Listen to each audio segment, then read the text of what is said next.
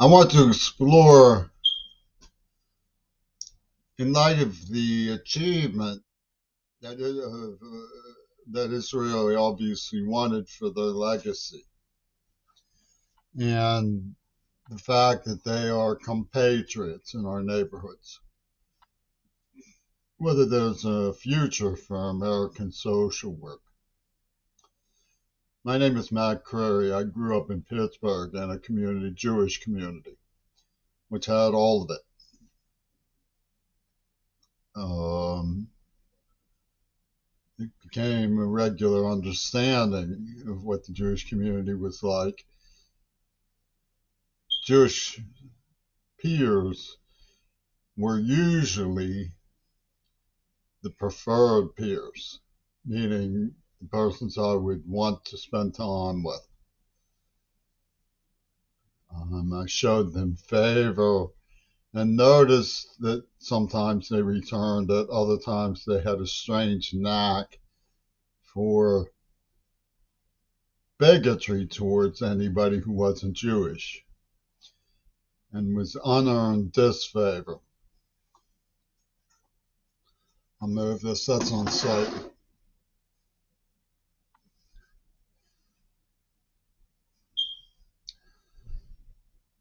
Well, when I say they were preferred peers, I also mean to say I fell in love with them. It wasn't difficult for me to be impassioned about my Jewish girlfriends.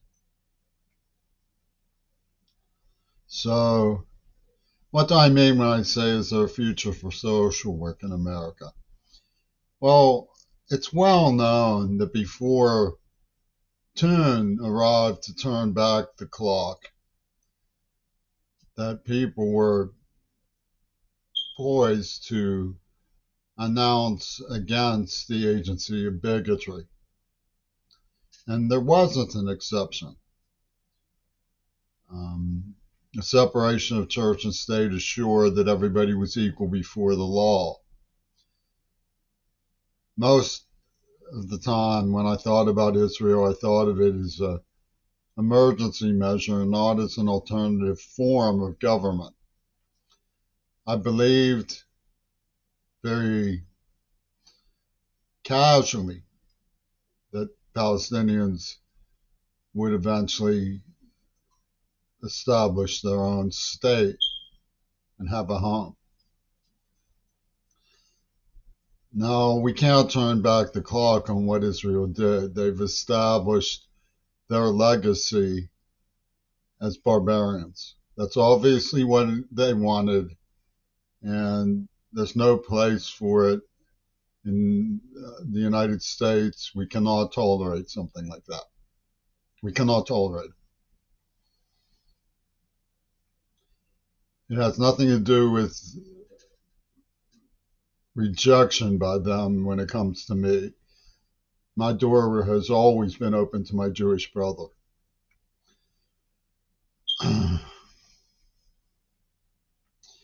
Now we notice the Elon Musk routines that come from UW Dialectical, the way they stage guerrilla theaters, the way they put a Jewish codex, identifier, a persona who is Jewish in your face, affrontively, to observation, the twitches in your reactions. This is authoritarian enforcement of slave mentalities. Israel expects to be honored for what they're pulling. They're not going to be honored for what they're pulling. They're not going to be. They're not going to decide that it was a respectable thing to do. They are not going to decide that it was a respectable thing to do. The American people have already decided that it's not a respectable thing to do. It must stop. The world's people understand that bigotry is the driving force and it is doing nothing but harm. So, yes, there is a future for American social work if we succeed in surmounting the suppression of recognition about the bigotry we resist, needing to push back against the Israeli community in America. We need to stop tolerating them and showing them favor while they're pulling this kind of moral monstrosity. I say that as a person who was gladly and graciously shunted by some of the members of my father's Methodist church when I read Carter's his funeral, which I'm sure he would have been grateful to hear me read. That's the kind of person I am. I've put up with a lot of false representation of who I am from the benighted geniuses of UW Dialectical in the city of Pittsburgh. I learned to speak certain ways in their precincts that made me a rubber stamp dummy when it came to constructing libels about my mentality. And of course, I was influenced by the entertainments where Spike Oldley, yes, Spike Oldley, hires any old Italian to say any old ethnic slur, get people to clap and laugh because it's Spike Oldley being Spike Oldley. Yet.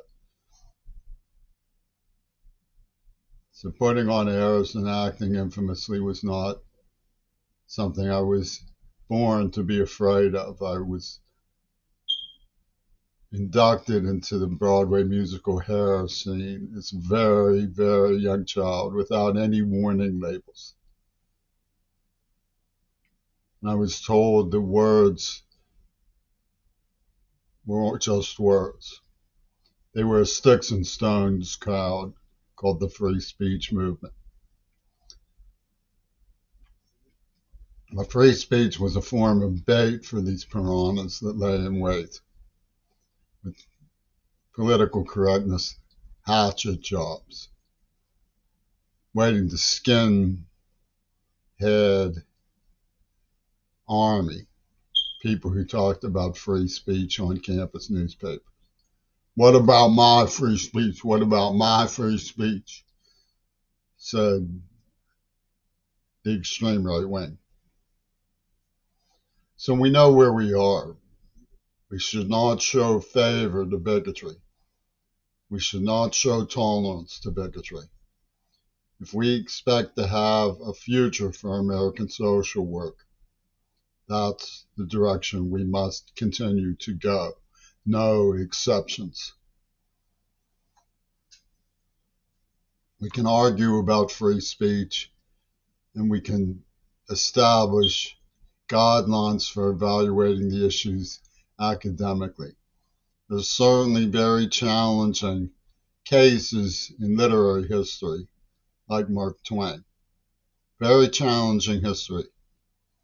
But that's not a license to bludgeon and abuse innocent people in the name of the godfathers of the chosen.